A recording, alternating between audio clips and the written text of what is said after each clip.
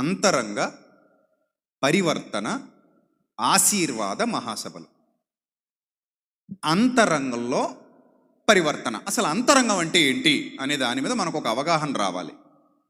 అంతరంగం అంటే ఏంటి, అంతరంగాన్ని గురించి బైబిల్ ఏం చెప్తుంది? సాధారణంగా మనం అంతరంగాన్ని అసలు పట్టించుకోం, అంతరంగాన్ని మనం అసలు చూడం. మనం ఏం చూస్తాం తెలుసా? జస్ట్ పై రూపాన్ని మాత్రమే చూస్తాం. అవునా కాదా చెప్పండి? మానవులు దేని చూస్తారు? పై రూపాన్ని చూస్తారు. ఒకసారి మీకు ఎవిడెన్స్ చూపిస్తాను చూడండి. సమూయేలు మొదటి గ్రంథం, ఒకసారి బైబిల్ గ్రంథాన్ని తెరిచి సమూయేలు మొదటి గ్రంథం.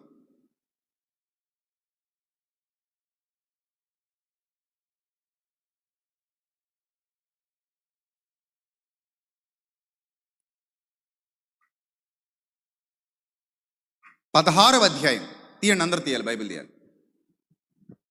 సమూయేలు మొదటి గ్రంథం 16వ అధ్యాయము 7వ వచనం నుంచి చదువుదాం ఒకసారి అందరూ. సమూయేలు మొదటి గ్రంథం 16వ అధ్యాయము 7వ వచనం నుంచి. అయితే యెహోవా సమూయేలుతో ఇలాగు సెలవిచ్చెను, అతని రూపమును అతని ఎత్తును లక్ష్య పెట్టకుము.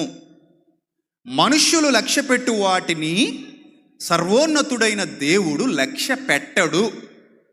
చూశారు? మనుష్యులు లక్ష్య పెట్టు వాటిని సర్వోన్నతుడైన దేవుడు ఏం చేయడు? లక్ష్య పెట్టడు. నెక్స్ట్,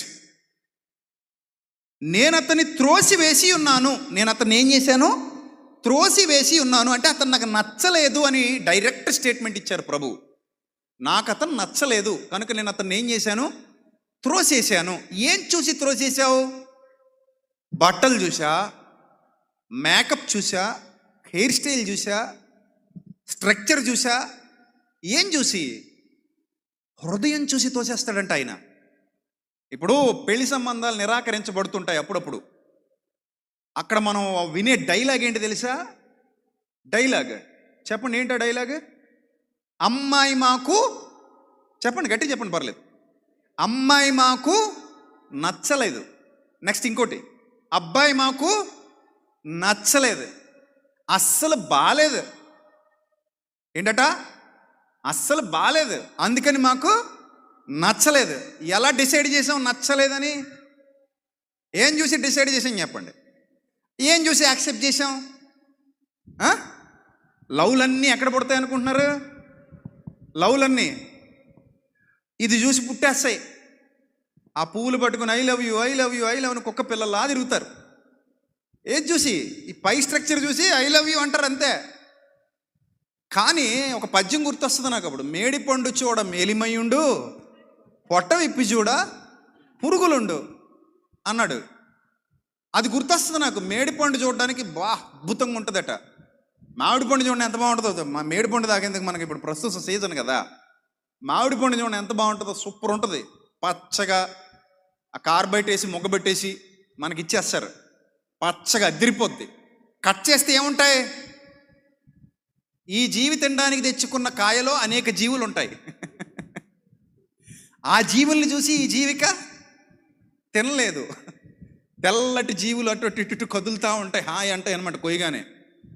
ఇంకా చూడగానే మనకి వామిటింగ్స్ వచ్చేసి పక్కన పడేస్తాం. అంటే పై రూపం చాలా బాగుంది, లోపలే ఉన్నాయి, పురుగులు ఉన్నాయి. ఇన్ ద సేమ్ సెన్స్, నాకు నచ్చలేదన్నా, నాకు నచ్చారన్నా, నేను మెచ్చానన్నా, ఏమైనా పై చూసే ఓకే చేస్తున్నాం మనం. అందుకే పెళ్లి చూపులకు ఫోటో పంపిస్తారు. అసలు అదే పెద్ద తప్పు అంటాను నేను. ఈ ఫోటోలు చూసి పెళ్ళిళ్ళు చేసేసుకోవడం ఏంది? మనుషులను చూసి పెళ్ళిళ్ళు చేసేసుకోవడం ఏంది? ఆ మనసు ఏంటో మనకు తెలీదు, ఆ హృదయం ఏంటో మనకు తెలీదు, లోపల ఎంత భయంకరమైన విషయాలు ఉన్నాయో మనకు తెలియదు. దాన్నే అంతరంగం అంటారు. ఏమంటారు దాన్ని? అంతరంగం అంటారు. ఇప్పుడు దేవుడు ఏమంటున్నాడంటే, మనుషులు పైరూపాన్ని లక్ష్య పెడతారు కానీ యెహోవా హృదయాన్ని లక్ష్య పెట్టిన. ఇక్కడ మనుషుల సైకాలజీ చెప్పాడు, దేవుడి సైకాలజీ చెప్పాడు. రెండు విషయాలు మనకు అర్థమవుతున్నాయి. మనుషుల సైకాలజీ ఏంటట? పైరూపాన్ని లక్ష్య పెడతారంట. దేవుడి సైకాలజీ ఏంటట? హృదయాన్ని లక్ష్య పెడతాడంట. ఆ హృదయానికి ఉన్న మరో పేరే అంతరంగం. ఇప్పుడు అంతరంగం గురించే మన టాపిక్ అంతా ఈరోజు ఏంటి? రేపు కూడా అంతరంగం గురించే. అసలు అంతరంగం గురించే మనం ఎందుకు మాట్లాడుకోవాలి? బైబిల్ ఎందుకు మాట్లాడుతుంది అని అంటే, మందు మొదట్లో వెయ్యాలి, మూలాల్లో వెయ్యాలి. పునాదుల మీద వెయ్యాలి. అప్పుడే వ్యవస్థ మొత్తం బాగుపడుద్ది. వ్యవస్థ బాగుపడాలంటే మందు ఎక్కడ పడాలి? లోపల పడాలి. లోపల లోపల మందు వేయకుండా పైన పూతలు పెట్టినా ఎలాంటి ప్రయోజనం ఉండదు. ఉండదు. కొంతమంది చూడండి, గుండె జబ్బు వచ్చిందంటే పైన పోస్తుంటారు ఏదో. గుండె లోపల జబ్బు ఉంటే పైన పేస్ట్ పూస్తే ఏం ప్రయోజనం? అవ్వదు. లోపల రోగం ఉంటే లోపలే మందు వేయాలి. అర్థమైందా? ఇప్పుడు ఇక్కడ ఏం చెప్తున్నాడు? నేను పైన లక్ష్య పెట్టిన మనుషుల సైకాలజీ ఏంటంటే పై రూపాన్ని లక్ష్య పెడతారు. నా ఆలోచన విధానం ఏంటంటే, దేవుడు ఆలోచన విధానం ఏంటంటే హృదయాన్ని లక్ష్య పెడతాడు, హృదయాన్ని చూస్తాడు. ఒకళ్ళు ఎవరినైనా త్రోసేయాలనుకున్నాడు అనుకోండి, ఎవరినైనా నిరాకరించాలనుకున్నాడు అనుకోండి, హృదయం చూసి నిరాకరిస్తాడట. మనం పై రూపం చూసి నిరాకరిస్తాం, నచ్చలేదని చెప్తాం. దేవుడు ఏం చూసి నచ్చలేదని చెప్తాడు? హృదయం చూసి నచ్చలేదని చెప్తాడు. మీకు ఒక విషయం చెప్పనా? దావీదు ఉన్నాడు, వాళ్ళ అన్నయ్య ఉన్నాడు ఏలియాబు బాహుబలం గలవాడు. ఆ స్ట్రక్చర్ చాలా పొడుగ్గా, పెద్దగా, ఎత్తుగా, రాజుకు ఉండాల్సిన ధీటైన కటౌట్ ఉంది. ఈ కటౌట్ చూసి ప్రవక్త అయిన సమూయేలే మోసపోయాడు. ఏంట సౌండ్? ప్రవక్త అయిన సమూయేలు మోసపోయి అభిషేకం చేసేద్దాం అనుకున్నాడు. అభిషేకం చేసేద్దాం అనుకుంటే వెంటనే దేవుడు అడ్డుకున్నాడు. నాయన, నువ్వు కంగారు పడకు, నేను అతన్ని రిజెక్ట్ చేశాను, నేను యాక్సెప్ట్ చేయలా. తొందరపడి అభిషేకం చేయకు, ఎందుకంటే నేను అతన్ని లక్ష్య పెట్టట్లేదు, నేను అతన్ని అంగీకరించట్లేదు. సో ఇప్పుడు మీకు అర్థమైపోయింది కదా. ఇక్కడ చాలామంది ఉన్నారు. మీ అందరు రూపాలు చూసి దేవుడు యాక్సెప్ట్ చేస్తాడా? మీ అందరు హృదయాలు చూసి దేవుడు యాక్సెప్ట్ చేస్తాడా? గట్టి చెప్పాలి. మంచిది. మీ అందరి రూపాలు చూసి దేవుడు ఆశీర్వదిస్తాడా? మీ అందరి హృదయాలు చూసి దేవుడు ఆశీర్వదిస్తాడా? ఇంకా సంతోషం. మీ అందరి రూపాలు చూసి పరలోకానికి తీసుకెళ్తాడా? మీ అందరి హృదయాలను చూసి పరలోకానికి తీసుకెళ్తాడా? మరింత సంతోషం. మీకు క్లారిటీ ఉందని నాకు క్లారిటీ వచ్చింది. అందుకని నేను చాలా హ్యాపీగా ఉన్నాను. అసలు మీ క్లారిటీ ఉంటేనే నేను హ్యాపీ ఉంటాను. సో మనం ఇంకా ముందుకెళ్దాం. ఒకసారి రూపాలు మాత్రమే చూసే మీరు లోపల ఏం జరుగుతుందో తెలుసుకోండి. కీర్తనల గ్రంథం 51వ కీర్తన, 5వ కీర్తన, ఫస్ట్ 5వ కీర్తన 9వ వచనం ఒకసారి చదువుదాం. వారి నోట యథార్థత లేదు. కీర్తన 5వ కీర్తన 9వ వచనం చదువు తల్లి. వారి నోట యథార్థత లేదు. వారి నోట్లో యథార్థత లేదన్నాడు. కొంతమందిని మెన్షన్ చేసి దేవుడు ఇక్కడ మాట్లాడుతున్నాడు. కొంతమంది వ్యక్తుల్ని మెన్షన్ చేసి మాట్లాడుతున్నాడు. సమ్ పర్సన్స్ ఉన్నారట, వాళ్ళ నోట్లో యథార్థత లేదట. వారి అంతరంగము నాశనకరమైన గుంట అన్నాడు. ఆగండి. వారి అంతరంగం నాశనకరమైన గుంట అంటే అంతరంగం అంటే ఏంటి చెప్పండి? ఏంటి? కనబడేదా, కనబడనిదా? విజిబుల్ థింగా, ఇన్విజిబుల్ థింగా? Invisible matter. అది కనబడదు. లోపల ఏముందో ఎవ్వరికి తెలియదు. ఇప్పుడు ఇక్కడ ఇంతమంది కూర్చున్నారు కదా, మీరు ఏం ఆలోచిస్తున్నారో, మీ మనసుల్లో ఏముందో, మీరు ఏం థింక్ చేస్తున్నారో, మీరు మంచోళ్ళో చెడ్డోళ్ళో, మీలో ఉగ్రవాదులు ఉన్నారేమో, దొంగోళ్ళు ఉన్నారేమో, హంతకులు ఉన్నారేమో, అబద్ధికులు ఉన్నారేమో, అత్యుత్తమమైన వ్యక్తిత్వం గలవాళ్ళు ఉన్నారేమో, జాలి గలవాళ్ళు ఉన్నారేమో, దయ గలవాళ్ళు ఉన్నారేమో, కృప గలవాళ్ళు ఉన్నారేమో, కరుణ గలవాళ్ళు ఉన్నారేమో, దానగుణం గలవాళ్ళు ఉన్నారేమో. ఏమో చూసి చెప్పగలమా? మనిషిని చూసి చెప్పగలమా? మనిషిని చూసి మనం ఏమైనా స్కాన్ చేయగలమా? నో, మన కంటికి ఆ పవర్ లేదు. మనం మనిషిని అట్ట చూస్తాం అంతే. కానీ దేవుడు అంటున్నాడు, నేను చూశాను కొంతమందిని, వాళ్ళ నోట్లో యథార్థత లేదు, వాళ్ళ అంతరంగాన్ని కూడా చూశాను నేను. వాళ్ళ అంతరంగం ఎట్టుందంటున్నాడు దేవుడు? నాశనకరమైన గుంట. వారి కంఠం, అమ్మో, తెరిచేసిన సమాధి ఎంత కంపుకూడద్దో అలా ఉందంట వాళ్ళ కంఠం తెరచిన సమాధి. వారు నాలుకతో ఇచ్చకములాడుదురు. దేవా, వారు నీ మీద తిరుగబడి ఉన్నారు, వారిని అపరాధులనుగా తీర్చుము అన్నాడు. చూశారు? ఇవన్నీ చదువుతున్నప్పుడు మనకేమనిపిస్తుంది అంటే, లోపల ఎంత బ్యాడ్గా ఉన్నారో దేవుడు వాళ్ళ మీద అంత ఉగ్రతను కుమ్మరిస్తాడు. లోపల ఎంత బాగుంటే దేవుడు అంత ఆశీర్వాదాన్ని వాళ్ళకు అనుగ్రహిస్తాడు. మనం సెట్ చేసుకోవాల్సింది పైన కాదు, మనం సెట్ చేసుకోవాల్సింది ఎక్కడ? లోపల. అర్థమైందా మీకు? మనం సెట్ చేసుకోవాల్సింది ఎక్కడ? లోపల. కానీ మనం ఎక్కువ దేని మీద దృష్టి పెడుతున్నాం? పైనున్న వాటి మీద. అంటే ఈ పైనున్న వాటి మీద, ఆ పైనున్న వాటి మీద కాదు. వాస్తవానికి ఆ పైనున్న వాటి మీద ఆలోచన చేయాల్సిన మనం ఈ పైనున్న వాటి మీద ఆలోచన చేస్తూ కాలం గడిపేస్తున్నాం. టైం చూస్తే అయిపోతుంది. కొంతమందికి 40 ఏళ్ళు అంటే సగం ఖర్చు పెట్టేశారు. కొంతమందికి 50 ఏళ్ళు సగం కంటే ఎక్కువ ఖర్చు పెట్టేశారు. కొంతమందికి 60 ఏళ్ళు ఈ రోజున్న ఆయుష్ పరిమాణ లెక్కల ప్రకారం డెడ్ లైన్కి దగ్గర అవుతున్నారు. కొంతమందికి 70 ఏళ్ళు. ఏదో ఒక రోజు ఆకు రాలిపోయి నేల పడిపోద్ది. అంటే ఇంచుమించు 70 దాటాము, 70 దగ్గరికి వెళ్ళి పైకి వెళ్ళాము అని అంటే ఇంచుమించు ఆకు పండింది, ఊగుతుందని అర్థం. ఫోటోసింథసిస్ ఆగిపోద్ది ఏదో రోజు. ఆ ఫోటోసింథసిస్ ఆగిపోయింది అనుకోండి, అంటే కిరణజన్య సంయోగ క్రియ అంటారు కదా, పత్రహరితం రావాలి కదా ఆకులోకి. అది రాలేదనుకోండి, ఆకు ఏమైపోద్ది? ఎండిపోద్ది, పచ్చగా అయిపోయి ఎండిపోద్ది, పసుపు రంగులోకి వచ్చేస్తుంది పచ్చగుండే ఆకు. తర్వాత మెల్లిగా ఏమవుద్ది? రాలిపోద్ది. 70 అంటే డేంజర్ జోనే. ఎవరు బాధపడకండి, 70లో ఉన్నోళ్ళు డేంజర్ జోన్ అది. ఇంకా అక్కడ నుంచి 80కి వెళ్ళాం అనుకోండి, అధిక బలం ఉన్న ఎడల ఎన్ని సంవత్సరాలు? 80 సంవత్సరములు. అయినను వాటి వైభవం ఆయాసమే దుఃఖమే. అంత డేంజర్ జోన్లోకి వెళ్ళాం. ఇప్పుడు రాలిపోతాం. రాలిపోయి అక్కడికి వెళ్ళి నిలబడతాం.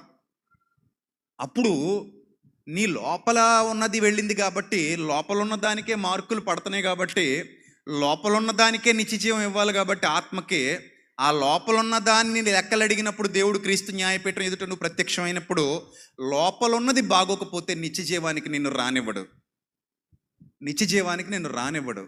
కాబట్టి మన సభలన్నీ ఎలా జరగాలంటే, నేటి కాలంలో జరగవలసిన సభలు, నేటి కాలంలో ముఖ్యంగా జరగవలసిన సభలన్నీ ఎలా జరగాలంటే, లోపలి భాగాన్ని ఎలా శుభ్రం చేయాలి, లోపలి భాగాన్ని ఎలా అందంగా కట్టాలి, ఎలా దేవుని ఎదుట మనల్ని నిలబెట్టాలి, దీని మీద మన టైం ఎక్కువ కేటాయించాలి. అది మనం దృష్టి పెట్టాల్సిన విషయం. కానీ మనం అది వదిలేసి, ఒక ఆయన వచ్చి అంటాడు, సార్ తెల్ల వెంట్రుకలు ఎక్కువైపోతున్నాయి సార్, కొంచెం ఏదైనా ప్రార్థన చేయండి సార్. ఎందుకు సార్? నల్లగా మారాలని సార్ అంటాడు ఒక ఆయన. మరొక ఆయన వచ్చి అంటాడు, సార్ పెళ్లి సంబంధాలు ఏమి రావట్లేదు సార్, పొట్టిగా ఉన్నానని అందరూ రిజెక్ట్ చేస్తున్నారు సార్, కొంచెం పొడుగ్గా అయ్యేలాగా ఏమైనా ప్రార్థన చేయండి సార్ అని ఒక ఆయన అంటాడు.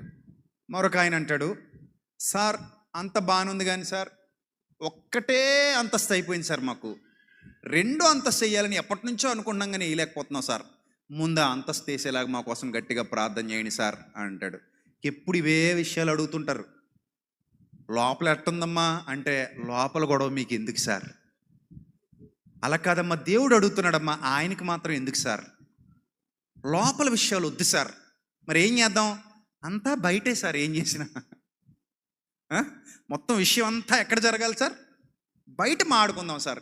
ఇప్పుడు పరలోకం అనే గుమ్మం దగ్గరికి వెళ్ళి నిలబడ్డ తర్వాత దేవుడు సంతకం పెట్టి నేను లోపల పిలవాలి. బయట చూసి పిలుస్తాడా, లోపల చూసి పిలుస్తాడా? అంతేనా? ఫిక్సా అందరూనా? నేను చెప్పింది అంతే ఏకీపిస్తారు. ఎంతమంది ఏకీపిస్తారు? చేయి చూపించండి. వావ్, అందరూ ఏకీపిస్తున్నారు. మీరు అందరూ మంచోళ్ళు, సత్యం తెలుసుకున్న మంచోళ్ళు. కానీ ఆ సత్యాన్ని ఫాలో అవుతున్నారా లేదా అనేది ఇంపార్టెంట్.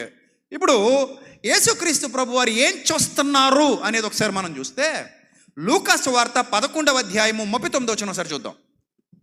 ప్రభు కన్నులు ఏమి చూస్తున్నాయి అనేది మనకు అర్థం కావాలి. లూకా సువార్త 11వ అధ్యాయము 39వ వచనం అందరూ చూడాలి. లూకా సువార్త 11వ అధ్యాయము 39వ వచనం. ప్రభు ఇట్లనెను, పరిసయ్యులైన మీరు గిన్నెయు పళ్ళెమును వెలుపల శుద్ధి చేయుదురు గాని. ఎక్కడ శుద్ధి చేస్తారట? వెలుపల శుద్ధి చేయుదురు గాని మీ అంతరంగము అన్నాడు. ఏమన్నాడమ్మా?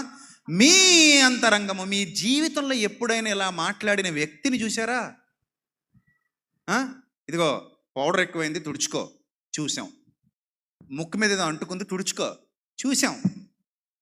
తల చెదిరిపోయింది, దువ్వుకో, చూసాం. కాటుకి ఎక్కువైంది, సెట్ చేసుకో, చూసాం.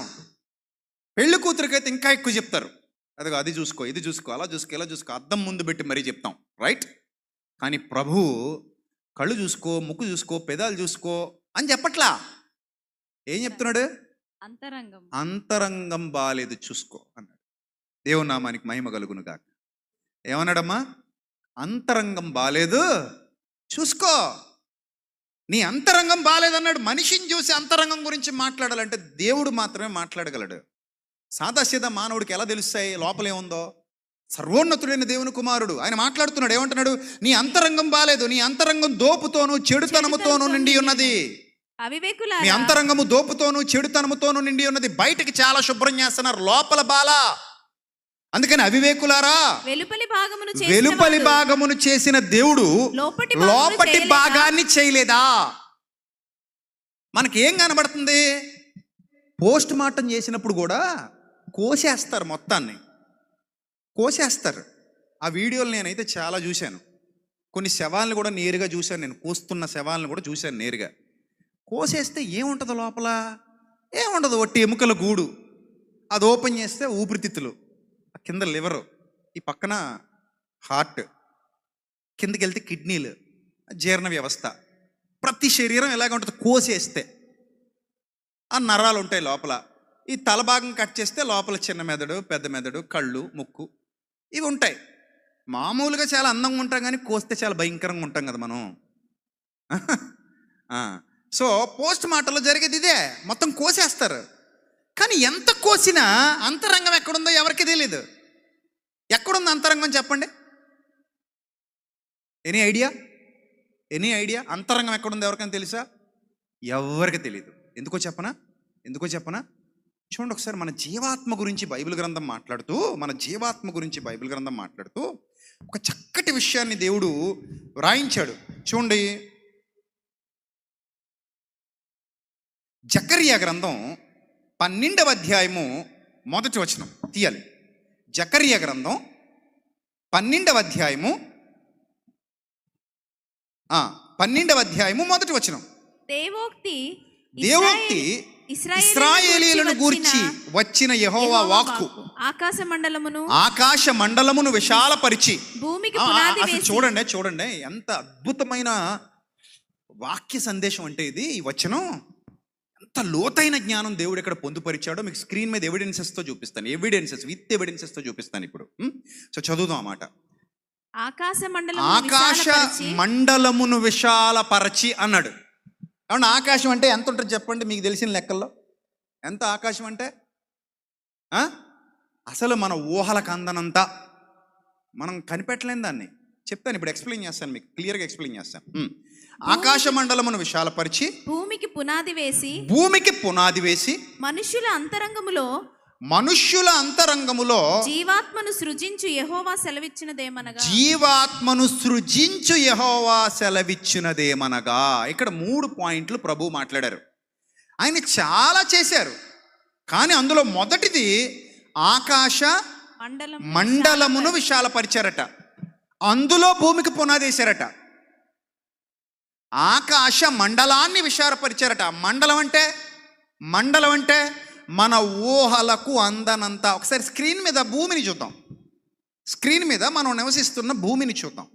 మీరు భూమిని చూసినప్పుడు భూమిని మాత్రమే చూస్తారు, కానీ భూమి ఒక శూన్యంలో వేలాడుతున్నటువంటి ఒక ఖాళీ బంతి.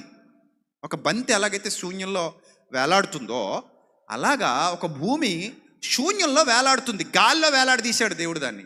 అది గాల్లోనే వేలాడుతుంది, గాల్లోనే తిరుగుతుంది. అసలు దాని బరువెంతో మానవుని ఊహలకే అందదు. దాని మీద సముద్రాలు ఉన్నాయి, దాని మీద లోయలు ఉన్నాయి, దాని మీద మనుషులందరూ జీవిస్తున్నారు. అది పెద్ద మట్టి గోళం, ఒక అతి పెద్ద మట్టి గోళం. దాంట్లోనే అగ్నిపర్వతాలు ఉన్నాయి, దాంట్లోనే ఎన్నో లోయలు ఉన్నాయి, దాంట్లోనే ఎన్నో ఉన్నాయి. అదిగో ఆ నీలం రంగులో కనబడుతున్నదంతా మనం నివసిస్తున్నటువంటి అతి పెద్ద భూగోళం. ఈ భూగోళం చుట్టూ ఒక విశాలం ఏర్పాటు చేశాడు. ఆకాశ మండలం అన్నాడు దేవుడు. దాన్ని ఏమన్నాడు? ఆకాశ మండలం అన్నాడు దేవుడు. ఆకాశ మండలాన్ని గురించి మాట్లాడుతూ, అందులో ఉన్న భూమి గురించి మాట్లాడుతూ, ఆ భూమి మీద మానవుడు అని మట్టి మనిషి గురించి చెప్పకుండా ఆ మట్టి మనిషి అంతరంగము అనే దాని గురించి మాట్లాడుతున్నాడు. అందులో జీవాత్మను సృజిస్తున్నానని చెప్తున్నాడు. అంతరంగం జీవాత్మ అన్నాడు. జీవాత్మ ఇది శాస్త్రవేత్తలు నమ్మరు, ఎందుకంటే వాళ్ళకి కనబడదు జీవాత్మ, వాళ్ళకి అంతరంగం కనబడదు. కోసి చూస్తారు శాస్త్రవేత్తలు, కోసి చూస్తే ఏం కనబడుద్ది? రక్తం, ఎముకలు, నరాలు ఇవే కనబడతాయి. కానీ మనిషి ఎలా ఆలోచిస్తున్నాడు తెలీదు. మనిషి హృదయం ఎక్కడుంది తెలీదు. హృదయం అంటే ఇది కాదు సుమా, ఇది గుండె, రక్తం సరఫరా చేస్తుంది. హృదయం అంటే ఆత్మకు సంబంధించింది, గుండె కాదు. గుండె వేరు, హృదయం వేరు. కానీ మనం అప్పుడప్పుడు పర్యాయ పదాలు రెండు కలిపి వాడేస్తుంటాం. హృదయం ఎక్కడున్నది అంటారు కదా, ఎక్కడున్నది అంటారు ఇక్కడ కొట్టుకొని. అది హృదయం కాదు నాయన, అది గుండె నాయన. కానీ దానికి ఒక పర్యాయ పదంగా హృదయం అనే పదాన్ని వాడుతున్నావు. దేవుడు తన హృదయంలో నొచ్చుకొనెను అన్నాడు. ఆయనకి శరీరం లేదు, అంటే గుండె లేదు. కానీ దేవుడికి ఏముంది? హృదయం ఉంది. దేవుడు తన హృదయంలో నొచ్చుకొనెను ఉంది ఆదికాండం 6వ అధ్యాయంలో, నోవహు సందర్భంలో. కాబట్టి అంతరంగం అనేది ఎవ్వరికీ కనబడదు. ఇప్పుడు చచ్చిపోతే మనకు కూడా కనబడదు. మన్నైనది వెనుకటి వల్లే మన్నైపోవును, ఆత్మ దాన్ని దయచేసిన దేవుని వద్దకు మరలా తిరిగి వెళ్ళిపోవును. అంటే ఎలా ఉంటుంది ఆత్మ తెలీదు. ఇంతవరకు ఎంతోమంది శాస్త్రవేత్తలు పరిశోధన చేశారు, ఎవరికి దొరకలేదు, ఎవరు ఊహలకే అందలేదు, ఎవరికి అంతు చిక్కలేదు ఆత్మ. అలాగే ఆత్మ ఎలాగైతే అంతు చిక్కలేదో ఆకాశం కూడా అంతు చిక్కలేదు. దేవుడు రెండింటిని ఎందుకు పోల్చాడో మీరు అర్థం చేసుకోండి. అంతరంగాన్ని, ఆకాశాన్ని దేవుడు ఎందుకు పోల్చి చెప్పాడు? నేను ఆకాశాన్ని సృజించానన్నాడు, అంతరంగాన్ని సృజించానంటున్నాడు. నేను ఆకాశాన్ని కలుగజేసి భూమిని చేశానన్నాడు, అంతరంగాన్ని కలుగజేసి జీవాత్మని చేశానన్నాడు. ఆకాశానికి అంతరంగానికి ఎందుకు పోలిక పెడుతున్నాడు దేవుడు? బైబిల్ చదివేటప్పుడు ఈ దృష్టికోణం, ఈ పరిశోధన దృక్పథం ఉండాలి మనలో. ఆకాశానికి అంతరంగానికి ఎందుకు లింక్ పెడుతున్నాడు అనేది మనం జాగ్రత్తగా చూస్తే కొన్ని విషయాలు మీకు చెప్తాను. దయచేసి స్క్రీన్ మీద కొన్ని విషయాలు మీకు చూపిస్తాడు చూడండి. స్క్రీన్ మీద ఒక ఇమేజ్ మీకు చూపిస్తాడు చూడండి. ఒక ఇమేజ్ మీకు చూపిస్తాడు చూడండి. కాంతి వేగం అంటారు, మీ అందరికీ తెలుసా? Light year. లైట్ ఇయర్స్ తెలుసు కదా మీకు, కాంతి సంవత్సరాలు. ఈ కాంతి సంవత్సరాలు ఎలా కొలుస్తారు అనంటే, ఈ విశ్వంలో ద్రవ్యరాశి లేనిది గనుక అత్యంత వేగంగా ప్రయాణం చేసేది ఏదైనా ఉంది అంటే అది కాంతి. దేవుడు చేసిన సృష్టిలో అత్యంత వేగంగా ప్రయాణం చేసేది ఏమిటి? కాంతి. ఈ కాంతి ఒక సెకండ్కి 3 లక్షల కిలోమీటర్ల దూరం ప్రయాణం చేస్తుంది. లైట్ ఇయర్ అని ఉంటుంది చూడండి మీకు స్క్రీన్ మీద, లైట్ ఇయర్. ఒక సెకండ్కి ఈ కాంతి 3 లక్షల కిలోమీటర్లు ప్రయాణం చేస్తుంది. చూడండి, అది ఒక కాంతి వేగం. ఒక సెకండ్కి ఎంత దూరం అట? కాంతి వెళ్ళే వేగం ఒక సెకండ్కి 3 లక్షల కిలోమీటర్లు ప్రయాణం చేయగలదట కాంతి. ఒకసారి కన్ను ఇలా అని ఇలా తెరవండి, కన్ను మూసి తెరవండి. ఒకసారి కన్ను మూసి తెరిచారా? ఎంతసేపు అయింది మీకు ఆ కన్ను మూసి తెరిస్తే? సెకండ్ అయిపోయింది. కన్ను మూసి తెరిస్తే సెకండ్ అయిపోయింది. మీరు కన్ను మూసి తెరిచే లోపు కాంతి ఎంత దూరం వెళ్ళిపోతుంది? 3 లక్షల కిలోమీటర్లు ప్రయాణం చేస్తుంది. అది కాంతికి ఉన్నటువంటి వేగం. కాంతి వేగాన్ని కొలుస్తున్నాడు ఇక్కడ. శాస్త్రవేత్త కొలిచాడు, చేయలేదు. చేసింది ఎవరు చెప్పండమ్మా? చేసింది దేవుడు, కొలిచింది ఎవరు? మానవుడు. పెట్టింది ఎవరు? దేవుడు. కనిపెట్టింది ఎవరు? మానవుడు. క్లియరా? పెట్టింది దేవుడు, కనిపెట్టింది మానవుడు. చేసింది దేవుడు, కొలిచింది మానవుడు. చేసింది మానవుడు కాదు, ఉన్నదాన్ని చూసి రాస్తున్నాడు పుస్తకాల్లో. ఆల్రెడీ ఇదంతా చేసింది ఎవరు? కాంతి అనే దాన్ని సృష్టించింది దేవుడు. వెలుగు కమ్మని పలుకగా వెలుగు కలిగెను, అంతే కదా వ్రాయబడింది. ఆ వెలుగుకు వేగాన్ని ఇచ్చింది ఎవరు? దేవుడు. ఆ వెలుగు ఇంత వేగంతో ప్రయాణం చేయాలని నిర్ణయించింది ఎవరు? దేవుడు. అందుకే ఒక సెకండ్కి 3 లక్షల కిలోమీటర్ల దూరం వెళుతుంది. ఇప్పుడు భూమికి చంద్రుడికి మధ్య ఉన్న దూరం 3,84,000 కిలోమీటర్లు. చూడండి, మీరు ఆ స్క్రీన్ మీద చూపిస్తాడు చూడండి. భూమికి చంద్రుడికి మధ్య ఉన్న దూరం ఎంత? 3,84,000 కిలోమీటర్లు. ఇంత దూరంలో పెట్టింది ఎవరు? దేవుడు. దాన్ని కనిపెట్టింది ఎవరు? మానవుడు. అర్థమైందా? ఇంత దూరంలో పెట్టింది ఎవరు? దేవుడు. అంటే ఈ భూమి నుండి చంద్రుడికి మధ్య వెళ్ళడానికి గల దూరం 3,84,000 కిలోమీటర్లు అయితే, ఇప్పుడు ఈ భూమి మీద నుండి మనం చంద్రుడి మీదకి లైట్ వేయగలిగాం అనుకోండి, కాంతిని ప్రయాణింపజేయగలిగాం అనుకోండి, మనం భూమి మీద నుండి చంద్రుడి మీదకి లైట్ వేస్తే ఒకవేళ అది వెళుతుంది, అంత ఫాస్ట్గా వెళ్ళే కాంతి మన దగ్గర ఉంది, ఆ లేజర్ లైట్ ఉంది మన దగ్గర అని అనుకుంటే, ఒకవేళ మనం ఇలా వేయగానే భూమి నుంచి కాంతి సూర్యుడిని చేరటానికి ఎంత సమయం పడుద్ది మన లెక్కల ప్రకారంగా? ఇందాక చెప్పానుగా, వేగం 3,00,000 కిలోమీటర్లు. అక్కడ దూరం ఎంత ఉంది? 3,84,000. అంటే 1.5 సెకండ్ అనుకోండి సుమారుగా. 1.5 కూడా కాదు, 1.2 లేదా 3 సెకండ్ల వేగంలో భూమి నుండి కాంతి ఎక్కడికి వెళ్ళిపోద్ది? చంద్రుడి మీదకి వెళ్ళిపోద్ది. ఎంతసేపట్లో? నువ్వు కన్ను మూసి అలా తెరిచే లోపు భూమి మీద నుండి కాంతి ఎక్కడికి వెళ్ళిపోతుంది? చంద్రుడి మీదకి వెళ్ళిపోతుంది. ఇక రెండోది, సూర్యుడు నుండి భూమికి ఉన్నటువంటి డిస్టెన్స్. ఆ ఇమేజ్ కూడా ఒకసారి చూద్దాం. సూర్యగోళం, అదిగో మీరు స్క్రీన్ మీద చూస్తున్నారు. సూర్యగోళం నుంచి భూమికి ఉన్నటువంటి డిస్టెన్స్ 149.6 మిలియన్ కిలోమీటర్లు. ఎంత? 149.6 మిలియన్ కిలోమీటర్లు. ఈ దూరాన్ని పెట్టింది దేవుడు, కనిపెట్టింది మానవుడు. పెట్టింది మానవుడు కాదు, ఈ దూరాన్ని అలా పెట్టింది దేవుడు, దాన్ని కనిపెట్టింది మానవుడు. ఎంతట? 149.6 కిలోమీటర్లు. ఇంత దూరంలో ఉన్న సూర్యుని నుంచి కాంతి పొద్దున్నే తెల్లవారగానే భూమి మీదకి వచ్చేస్తుంది కదా. ఎంత టైం పడుతుందో తెలుసా? సూర్యుడి కాంతి భూమిని చేరటానికి దాదాపు 8 నిమిషాల 20 సెకండ్లు. ఎంత? 8 నిమిషాల 20 సెకండ్లు. అంటే పైన సూర్యోదయం అయినప్పుడు సూర్యుడు వెలుగు మన భూమి మీదకు ప్రసరిస్తున్నప్పుడు ఆ వెలుగు నేరుగా భూమిని చేరటానికి పట్టేటువంటి, ఆ కాంతి భూమిని చేరటానికి పట్టేటువంటి సమయం 8 నిమిషాల 20 సెకండ్లు. అర్థమైందా? 8 నిమిషాల 20 సెకండ్లు. ఇప్పుడు ఇలా ఒక కాంతి సంవత్సరాన్ని, అంటే ఇంత వేగంగా కాంతి ప్రయాణం చేయటాన్నే కాంతి సంవత్సరం అంటారు. లైట్ ఇయర్ ఇందాక చూశారు కదా, సెకండ్కి 3,00,000 కిలోమీటర్లు వెళ్ళిపోతూ ఉంటుంది. 2 సెకండ్లకి ఎన్ని లక్షల కిలోమీటర్లు? 6. 3 సెకండ్లకి 9. 4 సెకండ్లకి 60 సెకండ్లకి ఆగిపోయిందా లెక్క? 6 3 18. 60 సెకండ్ల తర్వాత, నిమిషం తర్వాత, 2వ నిమిషం 120 సెకండ్లు, 3వ నిమిషం, ఇలా లెక్కలేసుకుంటే గంటకి, ఇలా లెక్కలేసుకుంటే 365 రోజులు. అంటే 365 రోజుల పాటు సెకనికి 3,00,000 కిలోమీటర్ల వేగంతో కాంతి ఆగకుండా అలాగ సంవత్సరం అంతా ప్రయాణం చేస్తే ఎంత దూరం పోద్దంటారు?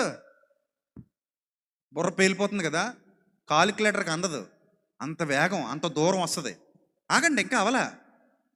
ఇంత వేగంతో 1 సంవత్సరం కాంతి ప్రయాణం చేస్తేనే ఆ దూరాన్ని మనం ఏం చేయలేం? క్యాలిక్యులేట్ చేయలేం. అలాంటిదట. చూడండి, బాగా చెప్తాను మీకు. మన శాస్త్రవేత్తలకి తెలిసిన ఒక నక్షత్రం ఉంది, ప్రాక్సిమా సెంటారీ అంటారు దాన్ని. అది సూర్యుని లాంటిది అని శాస్త్రవేత్తలు గమనించారు. అంటే సూర్యునికి కొంచెం సమీపంలో, అంటే అలాంటి ఆ వ్యవస్థలో, ఖగోళ వ్యవస్థలో ఒక నక్షత్రాన్ని కనుగొన్నారు. ఇప్పుడు స్క్రీన్ మీద చూడండి, మీకు ఇందాక చూపించాడు అది, ఇప్పుడు స్క్రీన్ మీద చూపిస్తున్నాడు. ఆ మ్యాటర్ చూడండి ఒకసారి, చదవండి. స్క్రీన్ మీద మీకు జూమ్ చేస్తాడు దాన్ని. ఒక ప్రాక్సిమా సెంటారీ అని అది చూడండి, మీ స్క్రీన్ మీద కనబడుతుంది కదా. ఇది భూమి నుండి సుమారుగా 4.24 నుండి 4.25 కాంతి సంవత్సరాల దూరంలో ఉందంట. అంటే ఇప్పుడు భూమి మీద నుండి కాంతి వేగంతో ప్రయాణిస్తే, ఏ వేగంతో? కాంతి వేగంతో ప్రయాణిస్తే ఆ ప్రాక్సిమా సెంటారీ అనే నక్షత్రాన్ని చేరుకోవడానికి మనకి ఎన్ని సంవత్సరాలు పడుతుందట? 4.24. అంటే 4 సంవత్సరాల 2 నెలలు పడతాడు. చూసుకోండి దగ్గరగా. అంటే అంత కాలం కాంతి ప్రయాణం చేస్తే ఆ నక్షత్రానికి కాంతి చేరుకుంటుంది. అంత దూరంలో ఉంది అది. కాంతి వెళ్ళడానికే అంత దూరం పడితే మనిషి వెళ్ళడానికి, మీకు విషయం చెప్పనా? మన వేగం గురించి చెప్తాను. మీ బైక్ వేగం మహా అయితే ఎంత? గంటకే. సెకండ్కి కాదు, గంటకే. సెకండ్కి కాదు, మళ్ళీ గంటకే. ఎంత బండి వేగం? 60. కొంతమందికి పోయే కాలం వస్తే 100,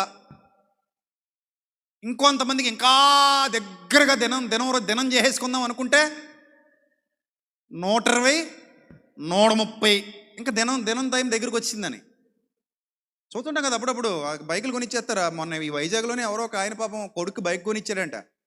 ఆడు చలాలని వేస్తున్నారట వైజాగ్ పోలీసులు. ఇంకా ఆయనకి చిరాకు వచ్చి తీసుకెళ్ళి తగలటిచ్చాడంట బైక్. ఆ కొడుకు కొనిచ్చిన బైక్ ఏదో డూక్ ఏదోనట.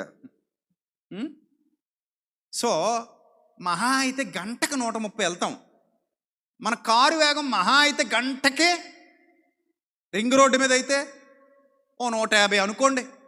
దుబాయ్ లాంటి మంచి అత్యద్భుతమైన నగరాల్లో అయితే గంటకి 200 వెళ్ళొచ్చు.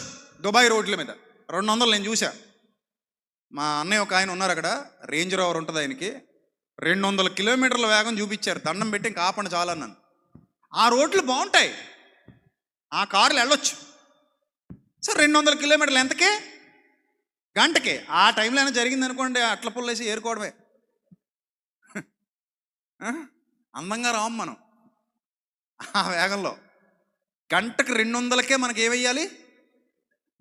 దోశ తిరగేసి అట్ల పుల్ల తీసుకొచ్చి చెయ్యాలి. అలా అయితే కానీ గోకితే తప్ప అంటుకుపోయిన మనం బయటికి రాం. ఆ వేగం. ఇక మన ట్రైన్లు, సూపర్ సోనిక్ విమానాలు గంటకు 500 కిలోమీటర్లు. ఇప్పుడు మనం ఇందాక మాట్లాడుకున్న కాంతి వేగం ఎంత? సెకనికి 3 లక్షలు. ఇప్పుడు దాకా మనం చెప్పుకున్న వాహనాలు ఎంత? గంటకే, అంటే 60 నిమిషాలకి 70, 100 బాగా స్పీడ్గా వెళ్ళే సూపర్ సోనిక్ విమానాలు అయితే ఒక 500. బుల్లెట్ ట్రైన్లు వచ్చాయంట, చైనాలో తయారు చేస్తున్నారంట. ర్యాకెట్ల వేగం అంట. సరే, ఎంత కాదనుకున్నా గంటకో 1000 అంతేనా? ఎక్కువ చెప్పేశాను నేను. ఇంకా గంటకి ఎంత? 1000 కిలోమీటర్లు. సెకనికి 3 లక్షలు కాంతి సంవత్సరాలు. ఒక కాంతి ప్రయాణం చేసే వేగం. అలాంటిది సంవత్సరం పాటు అదే వేగంతో వెళితే, సెకనికి 3 లక్షల కిలోమీటర్ల వేగంతో కాంతి వెళితే సంవత్సరం పాటు ఎంత దూరం ఆగకుండా పోద్దో దాన్ని కాంతి సంవత్సరం, లైట్ ఇయర్ అంటారు. అలాంటి లైట్ ఇయర్స్ ఎన్ని పడతాయట దాని మీదకి వెళ్ళడానికి? 4.24 సంవత్సరాలు. ఏమండి, ఇప్పటి వరకు మనిషి అత్యంత వేగంగా ప్రయాణం చేసింది, కాంతితో సమానంగా ప్రయాణం చేసి ఎక్కడికి వెళ్ళి వచ్చాడు అంటారో తెలుసా? చంద్రుడి మీదకి వెళ్ళారంట. చంద్రుడి మీదకి వెళ్ళి వచ్చారంట మనిషి. చంద్రుడి మీదకి వెళ్ళి వచ్చారంటే కాంతి లెక్కల్లో ఎంత దూరం ప్రయాణం చేసినట్టు? 1.3 సెకండ్లు అంతే. కాంతితో పోల్చుకుంటే, కాంతి వేగంతో పరుగులు తీస్తే మనిషి ఎంత దూరం ప్రయాణం చేశాడు? 1 సెకండ్ ప్రయాణం చేశాడు. అంటే చంద్రుడి మీదకి వెళ్ళి వచ్చాడు అంతే. ఇప్పుడు చెప్పండి అంతరిక్షం ఎంత ఉందో? మీ ఊహలకు వదిలేస్తున్నాను నేను. ఇప్పుడు ఎంత ఉంది అంతరిక్షం చెప్పండి. ఇప్పుడు చెప్పండి, ఏమైనా అందుతుందా మనకి? అస్సలు అందట్లా. పిచ్చెక్కిపోద్ది కొన్నిసార్లు. కాస్మాలజీ గురించి తెలుసుకుంటే, ఖగోళ శాస్త్రం గురించి తెలుసుకుంటే, అంతరిక్ష శాస్త్రం గురించి తెలుసుకుంటే పిచ్చెక్కిపోద్ది, మైండ్ పగిలిపోద్ది. అమ్మో, ఇంత పెద్ద విశ్వం ఉందా అనిపిస్తుంది. విశ్వపు అంచులు ఎక్కడుంటాయో ఎవరికి తెలీదు. ఇంకా ఏ ఉన్నాయో ఈ అనంత విశ్వంలో ఎవరికి తెలీదు. భూమి ఒక చిన్న నలుసు లాంటిది. చదువుకుంటున్న మీ పిల్లల్ని అడగండి. ఇంకా నా మాట మీద నమ్మకం లేకపోతే ఏని అడగండి. ఇంకా నమ్మకం లేకపోతే మీరు వెళ్ళి గూగుల్లో ఎత్తుక్కోండి, సబ్జెక్ట్ అంతా చదువుకోండి, తెలుసుకోండి. దేవుని యొక్క సృష్టి రహస్యాలు అర్థమవుతాయి. ఎంత పెద్ద విశాల విశ్వాన్ని చేశాడు మన దేవుడు. అందుకే ఇప్పుడు జకర్యా గ్రంథానికి రండి. ఇదంతా చదువుకున్నారు కదా, జకర్యా గ్రంథానికి రండి. ఇప్పుడు జకర్యా గ్రంథానికి రండి. ఇప్పటి వరకు మనిషి ఈ మాత్రమే ప్రయాణం చేశాడా తండ్రి అంటే, అవును నాన్న, నేను చేసిన సృష్టిలో, నేను కలుగు చేసిన కాంతి వేగంలో 1 సెకను మాత్రమే నువ్వు ప్రయాణం చేయగలిగావు నాన్న. ఇంకా చాలా ఉంది నాన్న నువ్వు ప్రయాణం చేయాల్సిందని దేవుడు చెప్తున్నాడు. ఇప్పుడు జకర్యా గ్రంథంలో ఏమనుంది? ఆకాశ మండలమును విశాలపరిచి అందులో మీరున్న భూమికి పునాదేసి మనుష్యుల అంతరంగంలో జీవాత్మను సృజించిన దేవుడు సెలవిచ్చినదేమనగా అంటే, ఆకాశం నీ అంతరంగం 2 ఒకటే. ఆకాశం అంచులు నీకు తెలియవు, అంతరంగం హద్దులు నీకు తెలియవు. అందుకే చూడండి, మన ఆత్మ ఏదైతే ఉందో, శరీరంలో ఉన్న ఆత్మ ఈ భూమి మీద ఉండదు. యోబు గ్రంథం చెప్తోంది ఏమో తెలుసా? 1 క్షణములో దిగిపోతాడట పాతాళానికి. ఎంతసేపట్లమ్మా? 1 క్షణములో దిగిపోతాడని ఉంది బైబిల్ గ్రంథంలో. పాతాళానికి ఎంతసేపట్లో వెళ్ళిపోతాడు? అంటే ఒక్క క్షణంలో వెళ్ళిపోతాడు అని బైబిల్ చెప్తోంది. ఒక్క క్షణం. దీన్ని బట్టి మీరు అంచనా వేయండి. ఒక్క క్షణంలో వెళ్ళిపోతారా పాతాళానికి? అసలు పాతాళ లోకం అది. ఆ లోకం ఎక్కడుందో ఈ అంతరిక్షంలో ఎక్కడ మనకి ఇప్పటివరకు కనబడలా. అది ఎన్ని కోట్ల కాంతి సంవత్సరాల దూరంలో ఉందో మన శరీరంతో ప్రయాణం చేయాలంటే, కాంతి వేగంతో ప్రయాణం చేయాలంటే పాతాళం ఎన్ని కోట్ల కాంతి సంవత్సరాల దూరంలో ఉందో మనకి ఇంకా తెలీదు. పరలోకం ఎన్ని కోట్ల కాంతి సంవత్సరాల దూరంలో ఉందో మనకి ఇంకా తెలీదు. నరకం ఎన్ని కోట్ల కాంతి సంవత్సరాల దూరంలో ఉందో మనకి ఇంకా తెలీదు. ఇంత పెద్ద సువిశాల విశ్వంలో మానవుడు ఉండే భూమి ఒక చిన్ని నలుసు లాంటిదైతే ఆ నలుసు మీద మనం ఎంత?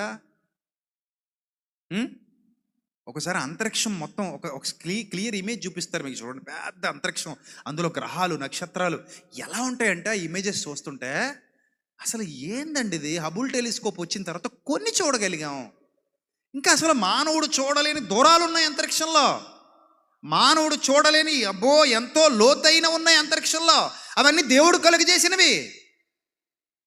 మానవుడు ఎంత అంటే నలుసులు అంటాడు. ఈ మాత్రానికి ఎగిరిగిరి పడిపోతాం మనం.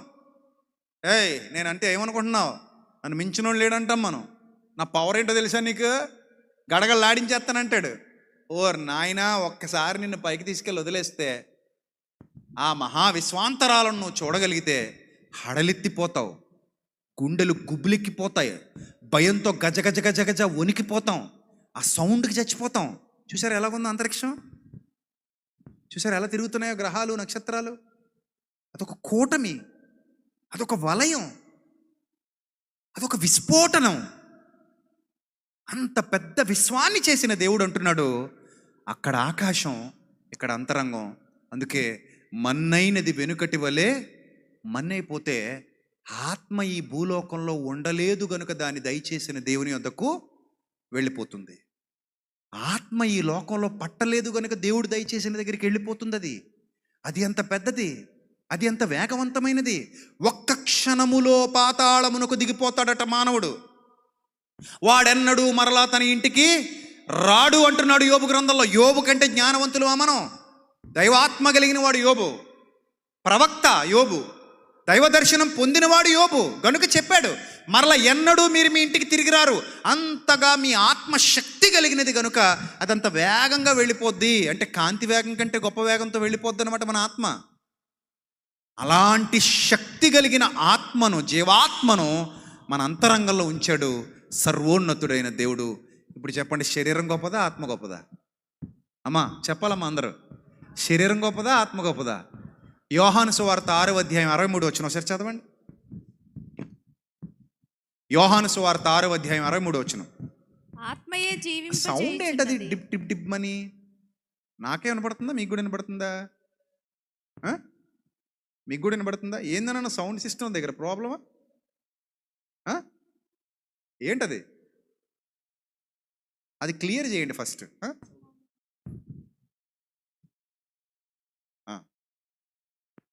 అక్కడ ఏదైనా మైక్ ఉందా?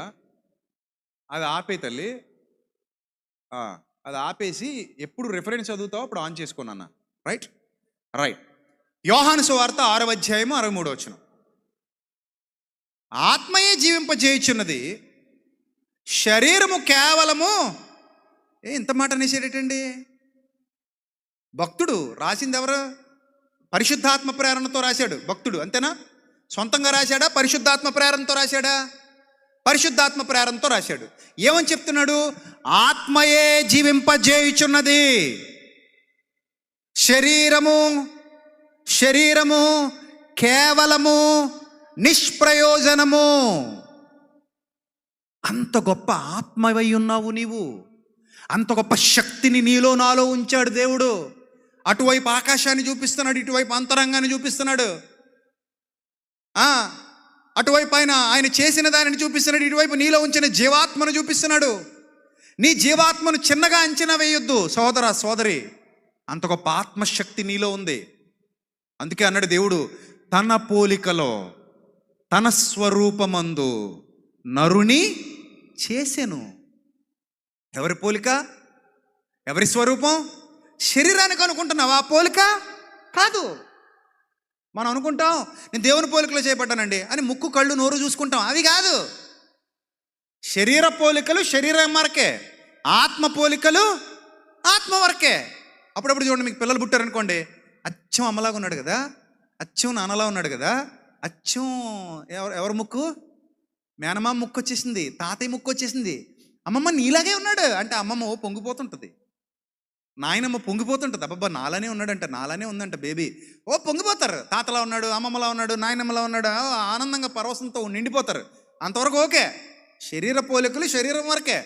కానీ ఆత్మ పోలికలు ఆత్మ సంబంధమైనవి. అందుకే దేవుడు అన్నాడు, నా పోలిక నా స్వరూపం. దేవుడు అదృశ్య స్వరూపి, ఆయన ఆత్మయే ఉన్నాడు. దేవుడు ఆత్మ కనుక ఆయన ఆరాధించేవారు దేనితోట? ఆత్మతోనూ సత్యముతోనూ ఆరాధించాలి.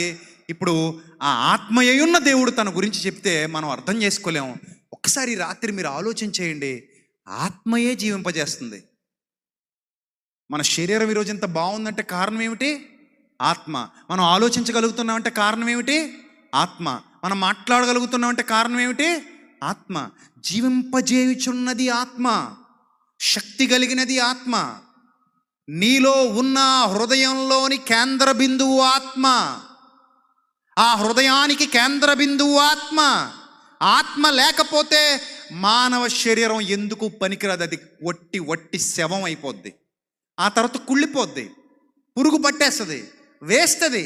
ఎందుకు పని కంపు కొట్టేస్తాం మనం. లోపల నుంచి బయటకు వచ్చేసామంటే, లోపల నుంచి శక్తి బయటకు వచ్చేస్తే వాసన వచ్చేస్తుంది. లోపల శక్తి ఉన్నంత వరకే మన అందం, మన భోగం, మన సుఖం, మన సౌఖ్యం. లోపల నుండి శక్తి బయటికి రాగానే మనం వ్యర్థం అయిపోతున్నాం. అందుకే తీసుకెళ్ళి ఎక్కడ పట్టేస్తున్నారు? మట్టిలో, లేకపోతే అగ్నిలో.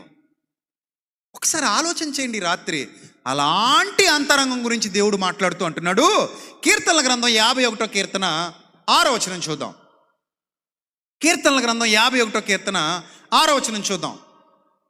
కీర్తనల గ్రంథం 51వ కీర్తన 6వ వచనం. నీవు అంతరంగములో ఏం కోరుతున్నాడంటమ్మా? ఏం కోరుతున్నాడంటమ్మా? దేవుడు సత్యం కోరుతున్నాడంట. చూడమ్మా, ఎప్పుడు మాట్లాడుతున్నాడు తెలిసి మాటలు? దావీదు రాసిన కీర్తన పైన చిన్న అక్షరాలతో ఏమి రాసిందో చదవండి ఒకసారి. బైబిల్ ఓపెన్ చేయండి, బైబిల్ ఓపెన్ చేయండి. చిన్న అక్షరాలతో ఏముందో చదవండి ఒకసారి బైబిల్లో. దావీదు బత్షెబా అనే అమ్మాయి దగ్గరికి వెళ్ళిన తర్వాత నాతాను ప్రవక్త అతని యొద్దకు వచ్చినప్పుడు అతడు రచించినటువంటి కీర్తన, అంటే పశ్చాత్తాపంతో ఏడుస్తూ రాసిన పాట ఇది. తప్పు చేశాను తండ్రి, నన్ను క్షమించని ప్రాధేయపడుతూ ఏడుస్తూ రాసిన పాట. రాశాడు భక్తుడు, ఏడుస్తూ రాశాడు. ఎందుకు? పాపం చేశాను తండ్రి, నన్ను క్షమించు. నేను గొర్రెలు కాసుకునేవాడిని, నాకు విలువ లేదు, నాకు ఆధిక్యత లేదు, అయినా నువ్వు నన్ను రాజుని చేసావు, ఈ ఘనత ఇచ్చింది నువ్వే. చూడండి, మన జీవితాలు కూడా ఒక్కోసారి పరీక్షించుకుంటే అనిపిస్తుంది, దేవుడు ఈరోజు నన్ను చాలా ఉన్నతమైన స్థితిలో నిలబెట్టాడు, ఒకరోజు నాకు ఈ స్థితి లేదు అని అనిపిస్తుంది. ఎవరికైనా అనిపిస్తుందా? చేయి చూపించండి ప్లీజ్. ఎవరికైనా అనిపిస్తుందా? ఎవరికైనా అనిపిస్తుందా? చూసారా ఎంతమంది ఉన్నారు ఇక్కడ? నిజం. ఒకప్పుడు నీకు తినడానికి తిండి ఉండేది కాదేమో, మీ నాన్నగారు చాలా ఇబ్బందులు పడి నేను పెంచారేమో, మీ అమ్మగారు చాలా ఇబ్బందులు పడి నేను పెంచారేమో. ఒక్కొక్కళ్ళు చెప్తుంటారు, సార్ మా ఇంట్లో ఒకే గుడ్డు కొనుక్కునే వాళ్ళమండి, మా అమ్మ కట్ చేసి నాకు ముక్క మా అన్నయ్యకు ముక్క వేసేదండి, మా అమ్మ ఒట్టిగా ఉల్లిపాయలు ఓటేసుకు భోజనం చేసేదండి, మాకు అన్నం ఉండేది కాదండి తినడానికి, మా నాన్నగారు చాలా కష్టపడేవారండి, మా అమ్మ చాలా కష్టపడేది, అలా మమ్మల్ని పెంచారు. ఈరోజు మేము ఒక మంచి బిల్డింగ్లో ఉంటున్నాం, ఈరోజు కడుపు నిండా భోజనం చేయగలుగుతున్నాం, ఈరోజు 100 మందికి పెట్టగలుగుతున్నాం. దేవుడు మాకు సామర్థ్యాన్ని కలిగజేశాడు. దేవుని నామానికి మహిమ కలుగునుగాక అని చెప్తున్న వాళ్ళు చాలామంది ఉన్నారుగా మీలో, లేరు? ఒకప్పుడు మాకు సైకిల్ కూడా ఉండేది కాదు, కానీ ఈరోజు మేము కారులో తిరుగుతున్నాం. ఒకప్పుడు మేము పూరి గుడిసెలో ఉండేవాళ్ళం, నీళ్లు కారిపోతుంటే గిన్నెలు పెట్టుకునేవాళ్ళం వర్షాకాలంలో. ఆ మట్టి గోడలు పడిపోతూ ఉంటే ఎక్కడికి వెళ్ళాలో తెలిసేది కాదు. అలాంటి భయంకరమైన పరిస్థితులు చూసాం, అలాంటి పేదరికాన్ని చూసాం, అలాంటి వేదనకరమైన పరిస్థితుల్లో నుంచి పోరాడుతూ గెలుస్తూ ఈ స్థాయికి వచ్చాం. దేవుని కృప లేకపోతే మేము ఈ స్థాయికి రాలేం, దేవుని దయ లేకపోతే మేము ఈ స్థాయికి రాలేం. ఒకప్పుడు అన్నం కోసం పాకులాడాం, ఈరోజు ఎంతోమందికి అన్నం పెట్టగలిగే సామర్థ్యం నా దేవుడు నాకు ఇచ్చాడని చెప్పగలిగే వాళ్ళు మీలో ఉన్నారా? ఉంటే చేయి చూపించండి మరోసారి. ఇవన్నీ నేను చెప్పినవన్నీ నిజాలా అబద్ధాలా? నిజాలే కదా. ఇదే సాక్ష్యం ఒకరోజు దావీదు సాక్ష్యం. నిజం నేను మాట్లాడేది. ఒకరోజు దావీదు సాక్ష్యం ఇదే, నేను గొర్రెలు కాసుకునేవాడిని, మా ఇంట్లో నాకు విలువ లేదు, రాజుని చేద్దామని సమూయేలు గారు వస్తే మా నాన్న అందరినీ పిలిచి నిలబెట్టాడు, కానీ నాకు కబురు కూడా పంపలేదు. ఎందుకు నాకు కబురు పంపలేదంటే, కుర్రకుంక వాడేం పనికి వస్తాడు, అడవిలో గొర్రెలు కాసుకుని పిచ్చి పాటలు పాడుకుంటూ తిరుగుతాడు, ఈడెందుకు పనికి వస్తాడని మా నాన్నకు కూడా నా మీద నమ్మకం లేదు. అందుకే సమూయేలు వచ్చి నీ పిల్లలు ఎవరైనా ఉన్నారా అని అడిగితే తప్ప నేను గుర్తు రాలేదు మా నాన్నకి.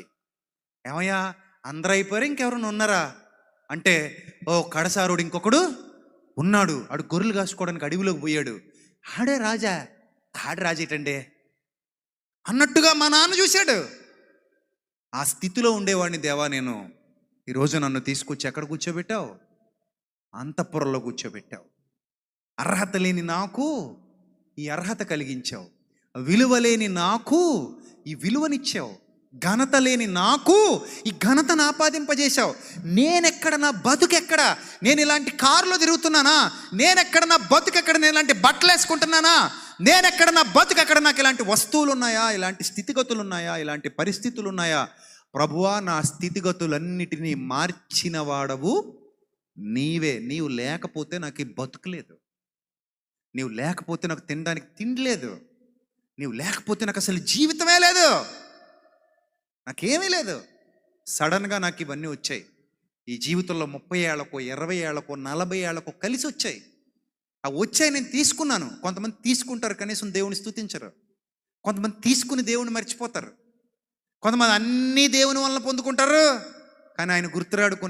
కొంతకాలానికి ఆయన్ని పక్కన పెట్టేస్తుంటారు, మర్చిపోతుంటారు. దావీదు అలాంటోడు కాదు, కానీ ఆ స్థితిలో నుంచే వచ్చాడు. మీలో ఎంతమంది అయితే చేతులు చూపించారో అలాగే దావీదు కూడా ఇదే సాక్ష్యం ఇస్తున్నాడు. అయ్యా, నేను ఎన్నిక లేనివాడను, ఒకప్పుడు నాకేమీ లేదు, గొర్రెలు మేపుకునే స్థితిలో నుంచి ఈరోజు ప్రజల్ని పరిపాలించే స్థితికి తీసుకొచ్చావు అని సాక్ష్యం ఇస్తున్నాడు. అలాంటి వ్యక్తి ఒక తప్పిదం చేశాడు. ఆ తప్పిదం ఏంటంటే, అన్ని సమృద్ధిగా కలిగిన తర్వాత పడిపోయాడు. అన్ని సమృద్ధిగా ఎక్కువైపోయిన తర్వాత ఏమయ్యాడు? పడిపోయాడు.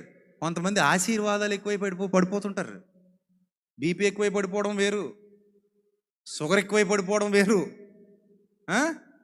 కళ్ళు తిరిగి పడిపోవడం ఏంటి? ఆశీర్వాదం ఎక్కువైపోయి పడిపోతుంటారు కొంతమంది. ఈ పడిపోవడం వేరు. డబ్బులు ఎక్కువై పడిపోతుంటారు, బంగారం ఎక్కువైపోయి పడిపోతుంటారు, పదవులు ఎక్కువైపోయి పడిపోతుంటారు కొంతమంది, చదువు ఎక్కువైపోయి మరికొంతమంది పడిపోతుంటారు, ఉద్యోగంలో పైకి వెళ్ళిపోయి మరికొంతమంది పడిపోతుంటారు. ఇలాగే ఎన్ని విషయాల్లో పడిపోతున్నారో కదూ. నేను చాలాసార్లు చెప్పాను, మళ్ళీ చెప్తాను ఇప్పుడు అవసరం కాబట్టి. ఒకరోజు మా చర్చికి ఒక ఎంఆర్ఓ గారు వచ్చారండి. ఆయన ఎప్పుడు ప్రసంగం చూసిన నన్ను మర్చిపోతలేదు అనుకుంటాడు. వచ్చి నేను కరెక్ట్గా అప్పుడే ప్రార్థన చేసి వాక్యం మొదలుపెట్టాను. మొదలు పెట్టేసరికి చీటీ రాసి పంపించాడు. ఎంఆర్ఓ పలానా, ఇది సో అండ్ సో, చర్చికి వచ్చాను అని పట్టుకెళ్ళి ఆయనకి ఇవ్వండి అన్నాడు. తీసుకొచ్చారు, ఇచ్చారు.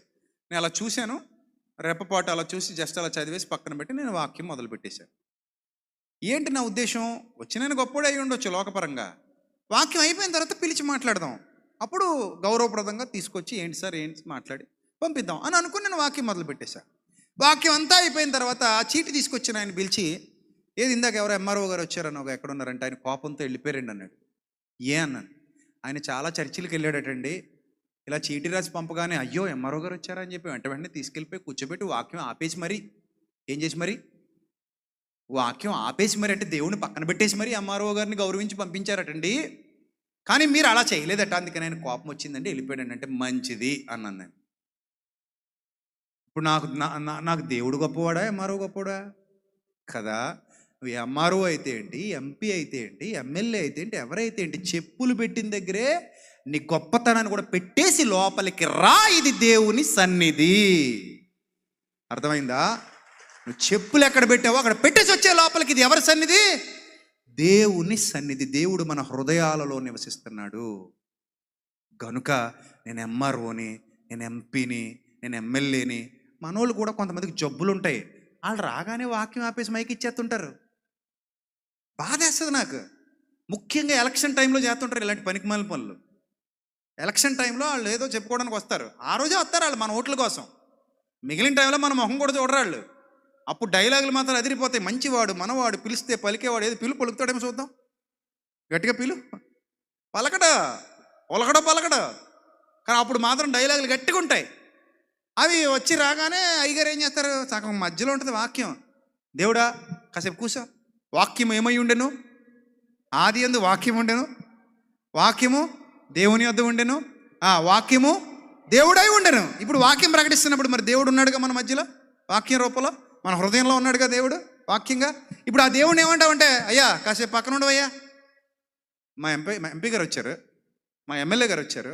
ఇప్పుడు ముందు ఆయన మాట్లాడిన తర్వాత నువ్వు మాట్లాడు, నువ్వు పక్కనుండు, గమ్మునుండు, అంతే. నిన్ను ఆపేశాం, కాసేపు నువ్వు సైలెంట్గా ఉండు అని ఆయన చేతిలో మైక్ తీసేసుకుని ఎవరికి ఇచ్చాం? రాజకీయ నాయకుడికి ఇచ్చేసాం. మనం అలా చేయలేమండి. సత్యం ఎరిగిన వాడు అలా చేయలేడు. మన వల్ల కాదు అది. నువ్వు ఎమ్మెల్యేవా, ఎంపీవా, గొప్పోడివా, ప్రధానమంత్రివా, ప్రపంచాన్నేలే చక్రవర్తివా, నెబుకద్నెజర్ రాజుకే తప్పలేదు. నువ్వు ఎవరివైనా సరే చెప్పులు ఎక్కడ వదిలేసావో, లేకపోతే నీ గర్వం ఎక్కడ వదిలేసావో, నీ అహంకారం ఎక్కడ వదిలేసావో ఆ స్థాయిలో ఉంచు. నీ కాళ్ళ దగ్గర చెప్పులు ఉన్నాయిగా, అక్కడే ఉంచు. నీ గొప్పతనాన్ని కూడా దేవుని సన్నిధిలో మాత్రం నువ్వుగా పుట్టినప్పుడు ఎలా ఉన్నావో అలా రా. అంటే బట్టలు లేకుండా అని కాదు, హృదయంలో ఏ కల్మషం లేకుండా. పుట్టినప్పుడు ఎలా ఉన్నావు? నిష్కల్మషంగా ఉన్నావు. పుట్టినప్పుడు ఎలా ఉన్నావు? నిస్వార్థంగా ఉన్నావు. పుట్టినప్పుడు ఎలా ఉన్నావు? తగ్గింపు స్వభావంతో ఉన్నావు. అలా రా. ఒకప్పుడు నీకు ఏ స్థితి లేదు చూడు, అలా రా. ఒకప్పుడు నీకు తిండి లేదు చూడు, అలా రా. అప్పుడు దేవుని సన్నిధికి వచ్చి, ప్రభువా నేను ఎంత గొప్పనైనా నీ కృప వల్లే అయి ఉన్నాను, నీ పాదాల చెంతే నా జీవితం అని చెప్పు. మరింతగా దేవుడు నిన్ను ఆశీర్వదిస్తాడు. అర్థమైందా? లేదు నేను గొప్పోడిని అన్నావు అనుకో, బెల్సెసర్లాగా మెన్నే టెక్కెలో ఫారిసిన్ అంటాడు.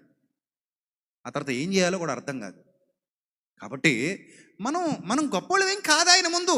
దావీదు అది గ్రహించాడు, దావీదు అది అర్థం చేసుకున్నాడు. అది అర్థం చేసుకుని అంటాడు, తప్పు చేసిన తర్వాత, పాపం చేసిన తర్వాత, పడిపోయిన తర్వాత నాతాను ప్రవక్త వచ్చాడు. నాతాను ప్రవక్త వచ్చి, దావీదా మందిరం కట్టించాలనుకుంటున్నావా నాకు? అవును ప్రభువా, ప్రపంచంలో ఎవడో కట్టలేని అందమైన మందిరం కడదాం అనుకుంటున్నాను ప్రభువా. ప్రపంచంలో ఎవడో ఇంతవరకు వెయ్యలేని ప్లాన్ వేయించాను ప్రభువా. ఎంత బంగారం పోగేశానో తెలుసా ప్రభువా నీ కోసం, ఎంత వెండి పోగేశానో తెలుసా ప్రభువా నీ కోసం, ఎంత సమకూర్చి పెట్టానో తెలుసా ప్రభువా నీ కోసం. అదంతా పెట్టి ఒక అద్భుతమైన మందిరాన్ని కడదాం అనుకుంటున్నాను ప్రభువా అనుకుంటున్నాడు దావీదు. అతని హృదయంలో అలాంటి ఆలోచనలు పురుకొల్పబడుతున్నాయి, మొదలవుతున్నాయి. దేవుడు ఏమంటున్నాడు తెలుసా? దావీదా, నువ్వు నాకు కట్టబోయే మందిరం కంటే గొప్ప మందిరం ఆల్రెడీ నేను కట్టేసుకున్నాను దావీదా. అది నా పోలికలో, నా స్వరూపంలో చేయబడిన హృదయం అనే మందిరం. దేవుని నామానికి మహిమ కలుగునుగాక. ఏ మందిరం? హృదయం అనే మందిరం. అందులో కదా నాకు ఆరాధన జరగాలి. అందులో నాకు ఆరాధన జరగట్లా, అందులో పాపం జరుగుతోంది. అందులో ఏం జరుగుతుంది? పాపం జరుగుతుంది. నాకేదో దేవాలయం కట్టి అందులో నాకు ఆరాధన చేస్తావా నువ్వు? అందులో నాకు బలులు అర్పిస్తావా నువ్వు? ఎప్పుడైతే దావీదును నాతాను ప్రవక్త గద్దించాడో, దావీదు నోట్లో నుంచి వస్తున్న మాటలు చూడండి ప్రియమైన దేవుని ప్రజలరా. 51వ కీర్తన ముగింపులోకి వెళ్తున్నాం మనం. చూడండి ఒకసారి 51వ కీర్తన 6వ వచనం చదువుదాం. నీవు అంతరంగంలో ఏం కోరుతున్నావట? సత్యం కోరుతున్నావు. నువ్వు అంతరంగంలో ఏం కోరుతున్నావు? సత్యం కోరుతున్నావు. అంతరంగంలో సత్యం కోరుతున్నావు. ఎవరు కోరుతున్నారంట? అమ్మా ఎవరు కోరుతున్నారు? దేవుడు. తీరుద్దామా మరి ఆయన కోరిక? తీరుస్తున్నామా ఆయన కోరిక? మీరు చెప్పండి, మీరు తీరుస్తున్నారా దేవుని కోరిక? ఏమంటే దేవుని కోరిక తీర్చాలా వద్దా మనం? ఆయన భక్తులుగా, ఆయన పిల్లలుగా ఆయన కోరుకున్నది తీర్చాలా? ఆయన ఏం కోరుకున్నాడు? ఏమన్నా భారమైన అడిగాడా? బరువైన అడిగాడా? ఘోరమైన అడిగాడా? నువ్వు చేయలేని అడిగాడా? చేయగలిగిందే అడుగుతున్నాడా? చేయగలిగిందే అడుగుతున్నాడు. అంతరంగంలో ఏం కోరుతున్నాడట దేవుడు? ఏం కోరుతున్నాడటమ్మా? చదవండి, మళ్ళీ చదవండి. అంతరంగములో నీవు సత్యమును కోరుచున్నావు. సత్యమును కోరుచున్నావు అంటే అంతరంగంలో సత్యం ఉంటే నువ్వు బాగుంటావు, దేవునికి నచ్చేస్తావు. దేవుడికి నచ్చితే ఆయన నిన్ను హెచ్చిస్తాడు, ఆయన నిన్ను దీవిస్తాడు, ఆయన నిన్ను గెలిపిస్తాడు, ఆయన నిన్ను ఉన్నత శిఖరాల మీద నిలబెడతాడు. ఎవడు ఆపాలనుకున్నా సరే, ఎవడు లాగేద్దాం అనుకున్నా సరే, ఎవడు తొక్కేద్దాం అనుకున్నా సరే, దేవుడు నిన్ను విడువడు, ఎడబాయుడు. ఆయన కృప వేల వేల వేల తరముల వరకు నిలిచి ఉండేంతటి గొప్ప కృప, వేవేల తరముల వరకు విడనాడని కృప ఆయన కృప. అంత దయగల దేవుడు మనల్ని ప్రేమిస్తున్నాడు. మన అంతరంగంలో సత్యం కోరుతున్నాడు. కానీ మన అంతరంగంలో సత్యం ఉంచుకుంటున్నావా? సత్యం అంటే ఏమిటండి ఇంతకీ? సత్యం అంటే ఏమనుకుంటున్నారు మీరు? అంతరంగంలో కోరుతున్న సత్యం తెలుసా మీకు? చూస్తారా? యోహాను సువార్త 17వ అధ్యాయము 17వ వచనం ఒకసారి చూడండి. ఆయన అంతరంగంలో కోరుతున్న సత్యం ఏంటి ఒకసారి చూడండి. యోహాను సువార్త 17వ అధ్యాయము 17వ వచనం చదవాలి. సత్యమందు వారిని ప్రతిష్ఠ చేయము. బా ఏమన్నాడు? నీ వాక్యమే సత్యం. అంటే మన హృదయం నిండా ఏముండాలంట అమ్మా? ఏముండాలి? దేవుని మాటలతో నింపబడాలి. బీరువా నిండా బంగారం ఉంటే అందంగా ఉంటుంది కదా బీరువా? ఏముంటే బాగుంటుందమ్మా బీరువా నిండా? చెప్పాలమ్మా? పర్లేదు. Opinions are accepted. చెప్పండి. బట్టలు ఉంటే బాగుంటుందా? ఓకే, ఆయన వరకు బట్టలు, ఆయన రిక్వైర్మెంట్ అది. బీరువా నిండా ఏముంటే బాగుంటుందట? ఆయనకి బట్టలు. అందరికీ బట్టలేనేటి? కొంతమంది ఏమంటారు, ఆయనకి సరిగా తెలివితేటలు లేవండి బాబు, బంగారం ఉంటే ఎన్ని బట్టలు కొనుక్కోవచ్చు, అందుకని బీరువా నిండా ఏ ఉండాలి? బంగారం ఉండాలి. బంగారం ఎందుకండి? బీరువా నిండా నోట్ల కట్టలు ఉంటే బాగుంటుంది, బీరువా నిండా వెండి ఉంటే బాగుంటుంది, బీరువా నిండా ఇంకోటి ఏదో ఉంటే ముత్యాలు, రత్నాలు, వజ్రాలు, హారాలు ఉంటే బాగుంటుంది. ఆ బీరువా సచ్చాక నీతో పాటు వస్తుందా? ఎంతమంది బీరువాలు వస్తాయి మీతో పాటు? ఎవడ బీరువా రాదు. అన్ని బీరువాలు ఇక్కడే ఉంటాయి. నీ పెట్టి ఒకటే నీతో పాటు వస్తుంది. అది కూడా ఎక్కడ దాకా? శ్మశానం దాకా. అది దేంతో? శవంతో. మరి ఆత్మతో వచ్చేది ఏదీ లేదు, నీ క్రియలు మాత్రమే, నీ క్రియలు. అందుకే దేవుడు అన్నాడు, నాయనా అంతరంగంలో నా మాటలు పెట్టుకోరా, నువ్వు బాగుంటావు అన్నాడు. అంతరంగం అనే బీరువాలో ఏముండాలట? దేవుని మాటలు ఉండాలట. కాబట్టి మిమ్మల్ని అందరిని అడుగుతున్నాను, మీ అందరి హృదయాల్లో దేవుని వాక్యం సమృద్ధిగా నివసిస్తుందా? మనసును అడిగి చెప్పండి. ఒకసారి మీ మనసును అడిగి చెప్పండి. మీ అందరి హృదయాల్లో దేవుని వాక్యం సమృద్ధిగా నివసిస్తుందా? సమృద్ధిగా నిలిచి ఉందా? లోపల పెట్టుకున్నారా దేవుని ఆజ్ఞలు? లోపల పెట్టుకున్నారు దేవుని మాటలు? అప్పుడప్పుడు చూడండి, అమ్మా నాన్న అంటారు, రేయ్ నా మాట ఏం చేయొద్దు, మర్చిపోకు. ఏమంటారు? నేను చెప్పిన మాట గుర్తుపెట్టుకో, నేను చెప్పిన మాట మర్చిపోకో. అమ్మ ఎన్ని మాటలు చెప్పింది? ఒకటో రెండో చెప్పింది. ఆ రెండింటిని లేదా ఒకదాన్ని ఏం చేయొద్దు అంటుంది? మర్చిపోకంటుంది. దేవుడు ఏమంటున్నాడు? నా మాటలన్నీ మర్చిపోకో. నా మాటలన్నీ ఎక్కడ పెట్టుకో? లోపల పెట్టుకో, హృదయంలో పెట్టుకో. అప్పుడు నీకు శీఘ్రముగా స్వస్థత లభిస్తుంది. దేవుని నామానికి మహిమ కలుగును గాక. శీఘ్రంగా స్వస్థత లభిస్తుంది. ఎందుకు? అంతరంగంలో దేవుని సత్యం ఉంటే ఆ సత్యం ఏం చేస్తుందంటే నీ లోపల చొచ్చి దెబ్బలు కొట్టి, అవసరమైతే గాయాలు చేసి నీలో ఉన్న చెడుతనాన్ని తీసేస్తుందట. చివరిగా వచనాన్ని చూసి ముగించుకుందాం. రేపు మరిన్ని లోతైన సత్యాలు, మీకు ఇంకా ఎక్కువ విషయాలు నేను మీతో మాట్లాడతాను. ఇప్పటికి చాలా సమయం అయిపోయింది కదా. చివరి వచనాన్ని చూద్దాం. సామెతల గ్రంథం 20వ అధ్యాయము 30వ వచనం చూద్దాం. సామెతల గ్రంథం 20వ అధ్యాయము 30వ వచనం ఒకసారి చూద్దాం. గాయములు చేయు దెబ్బలు ఎక్కడ చూస్తాయట? గాయములు చేయు దెబ్బలు. ఇంతకీ మీరు గాయాలు దెబ్బలు అనగానే శరీరం వైపు చూడకండి, భాష తెలియాలి. మెటాఫోర్ లాంగ్వేజ్ అంటారు. కొన్ని సందర్భాలు ఉంటాయి, దేవుడు అలంకార రూపకంగా మాట్లాడతాడు. మేలుకోరి స్నేహితుడు గాయములు చేయును, పగవాడు లెక్కలేనన్ని ముద్దులు పెట్టును అంటాడు. ఇక్కడ చూడండి, గాయములు చేయు దెబ్బలు అంటే దేవుని వాక్యము, నా మాట బండను బద్దలు చేయు సుత్తె వంటిది కాదా, నా మాట అగ్ని వంటిది కాదా అన్నాడు దేవుడు. అగ్నికి కాల్చే స్వభావం ఉంది. బండను బద్దలు కొట్టే శక్తి దేనికుంది? సుత్తెకుంది. ఆయన మాట అలాంటి సుత్తె లాంటిదట. ఆయన మాట అగ్ని లాంటిదట. నీ హృదయంలో నా హృదయంలో ఉన్న కల్మషాన్ని కాల్చేస్తుందట. అంటే లోపలికి దేవుని వాక్యం వెళితే గాయములు చేయు దెబ్బలు అంతరంగములో చొచ్చి దేని తొలగిస్తాయట? నీ అంతరంగంలో ఉన్న చెడుతలాన్ని తీసేస్తాయి. సత్యానికి అంత శక్తి ఉంది. ప్రియమైన దేవుని ప్రజలారా, మీరు సత్యంతో నింపబడాలని మన తండ్రి కోరుతున్నారు. మీ హృదయాలు సత్యంతో నింపబడాలని దేవుడు కోరుతున్నారు. అప్పుడు కదా మీకు ఆశీర్వాదం, అప్పుడు కదా మీకు దీవెన, అప్పుడు కదా మీరు వర్ధిల్లుతారు, అప్పుడు కదా మీరు ఆశీర్వదించి దీవించబడతారు, అప్పుడు కదా మీ జీవితాల్లో వెలుగుంటుంది. మీ లోపలి భాగాన్ని దేవుడు బాగు చేయాలనుకుంటున్నాడు, బయట కాదు. మనం బయట తెల్లబట్టలు వేసుకుంటాం, లోపల నల్లని హృదయం కలిగి ఉన్నాం అనుకోండి, దేవుడు ఏమంటాడు? గెట్అవుట్ అంటాడు. గెట్అవుట్, నువ్వు నాకు నచ్చలేదు అంటాడు. అదే నువ్వు లోపల తెల్లని హృదయం కలిగి ఉన్నావు అనుకో, దేవుడికి నువ్వు నచ్చుతావు, దేవుడు నిన్ను మెచ్చుతాడు, దేవుడు నిన్ను మెచ్చుతాడు, నిన్ను ఆయన ఇష్టపడతాడు, నీ కుటుంబాన్ని ఆయన జ్ఞాపకం చేసుకుంటాడు, నీ కష్టకాలంలో ఆయన నీకు తోడుగా ఉంటాడు, నీ శ్రమ దినాల్లో నువ్వు కృంగినప్పుడు ఆయన నిన్ను లేవనెత్తుతాడు, నీకు సమస్య సంభవించినప్పుడు ఆ సమస్య నుండి నీకు విడుదల దయచేస్తాడు. కాబట్టి ప్రియమైన దేవుని సంగమా, నా ప్రియులైన తమ్ముళ్ళు, చెల్లెమ్మలు, అక్కలు, అన్నలు అందరినీ బ్రతిమలాడుతూ చెబుతున్నాను, దేవుని యొక్క సత్యం లేకుండా మీరు ఈ భూమిని దాటి పరలోకానికి చేరుకోలేరు. సత్యము మిమ్మల్ని స్వతంత్రులనుగా చేయి. సత్యం లేకుండా మీకు నిత్య జీవం రాదు. కాబట్టి ముందు హృదయాల్లో ఏముందో చెక్ చేసుకోండి. హృదయాలు ఎలా ఉన్నాయో చెక్ చేసుకోండి.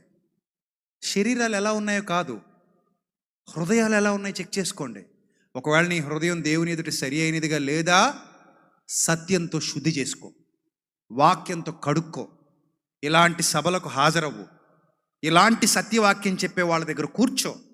వాళ్ళు నిన్ను గాయాలు చేసైనా బాగు చేస్తారు, వాళ్ళు నిన్ను ఖండించి గద్దించి బుద్ధి చెప్పైనా బాగు చేస్తారు. ఎక్కడ సత్యవాక్యం ప్రవహిస్తుందో అక్కడ ప్రతి విధమైన కల్మషం తొలగిపోతుంది, ప్రతి విధమైన చీకటి తొలగిపోతుంది, ప్రతి విధమైన దురాత్మ శక్తి తొలగిపోతుంది.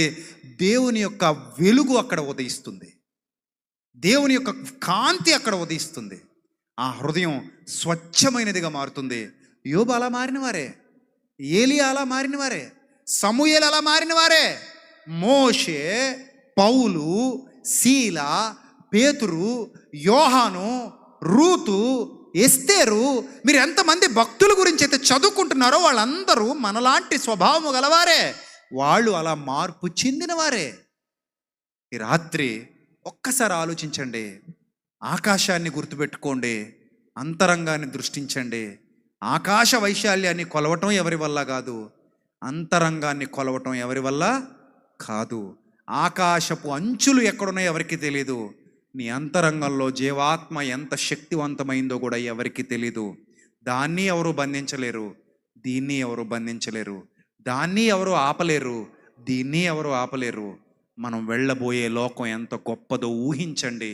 అవి మన కంటికి కనబడవు, చెవికి వినబడవు, మనుష్య హృదయానికి అర్థం కావు, గోచరం కావు.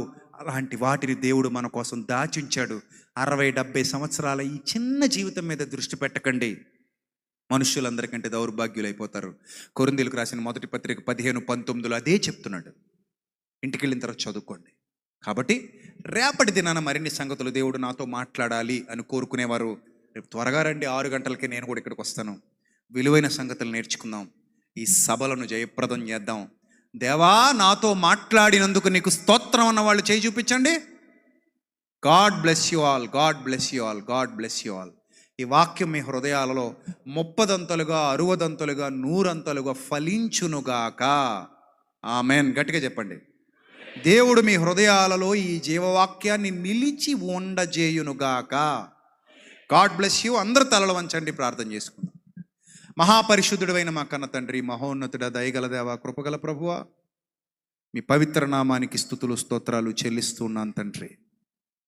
అయ్యా, ఇంతవరకు విలువైన మీ వాక్కుల చేత మీ పిల్లల హృదయాలు బలపరిచినందుకు మీకు స్తోత్రం తండ్రి.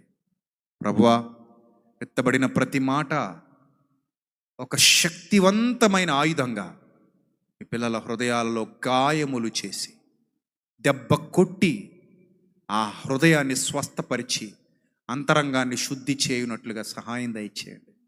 వైజాగ్ పట్టణాన్ని ఆశీర్వదించండి. వచ్చినటువంటి నా అక్క చెల్లెమ్మలను, అన్నదమ్ములను జ్ఞాపకం చేసుకోండి.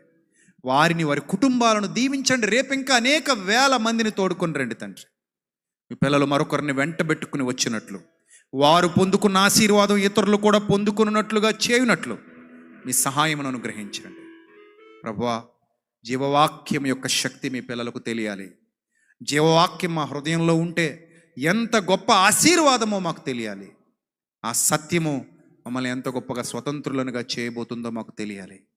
అట్టి ధన్యత మీ బిడ్డలకు దయచేయండి.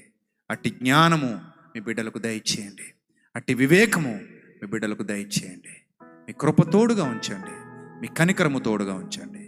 అయ్యా, ఎవరైతే వ్యాధి బాధలలో శోధనలలో ఉన్నారో వారిని జ్ఞాపకం చేసుకోండి.